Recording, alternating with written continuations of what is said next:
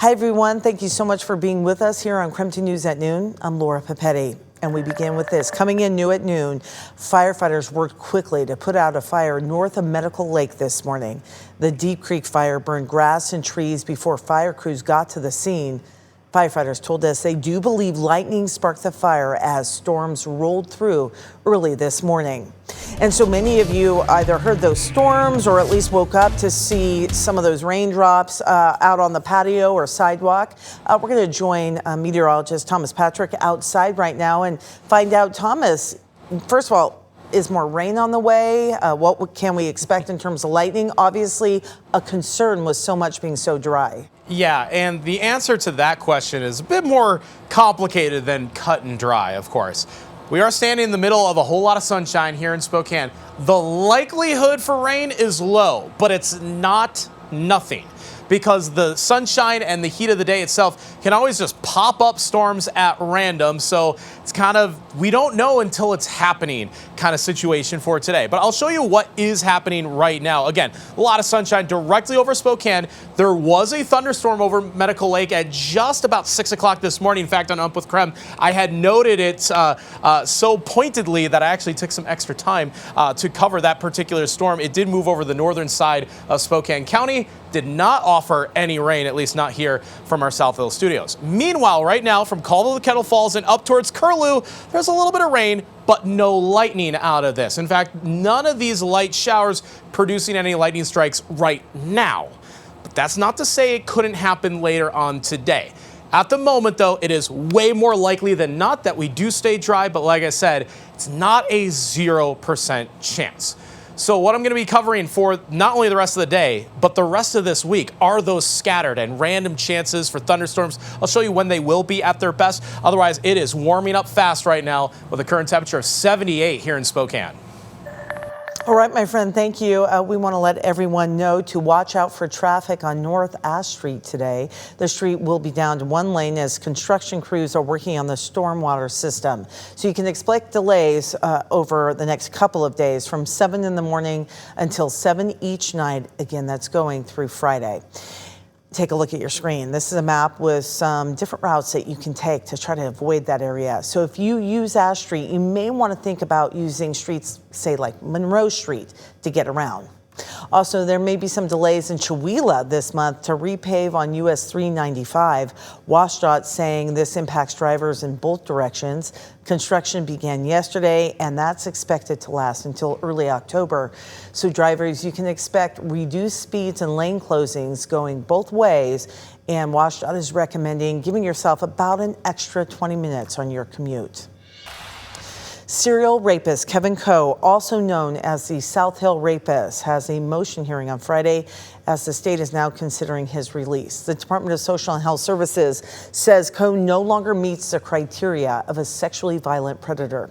That means if the court agrees, Coe could be released within a day of his hearing, which is scheduled for October 2nd.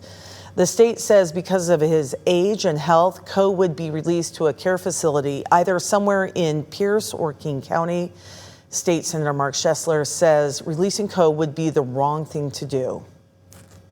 Kevin Coe is one who has never acknowledged guilt or asked forgiveness and really never accepted treatment. With all of these things, he should not be released. And if you have any empathy for the victims, he should not be released. The senator says he now wants to pass a law in 2026 to make it harder to release serial rapists. Today, the Spokane County Board of Commissioners is interviewing and appointing a new county prosecutor. This is to replace Spokane County prosecuting attorney Larry Haskell, who resigned back in late July. The three nominees are Marshall Casey, Steve Garvin, and Preston McCollum. Whomever the board chooses will fill Haskell's vacancy until the next general election. And the board will also finalize its letter responding to the Bar Association's request for 3 additional Superior Court judges.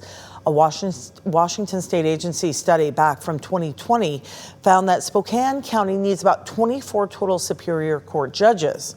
That is 11 more than the 13 currently on staff. According to the Spokane County Superior Court Administrator, almost 3,000 civil cases are at a standstill so far. That's just this year. Judge Michelle Samblin says the court is struggling to keep up with the growing caseload. The conservative political group called Let's Go Washington is launching a campaign to change Washington law. The group is gathering signatures to submit 2 initiatives, one that focuses on parental rights and another on trans youth athletes. The first effort would throw out House Bill 1296, which changed parents' rights to receive prior notification when medical services are being offered to their child when they're at school. They're also gathering signatures to require physicians to assign gender to youth athletes. Allowing biological males to compete in girls' sports is a blatant, flagrant violation of Title IX, I would argue, and also extremely unfair to girls who've worked really hard to get in a position to be top athletes.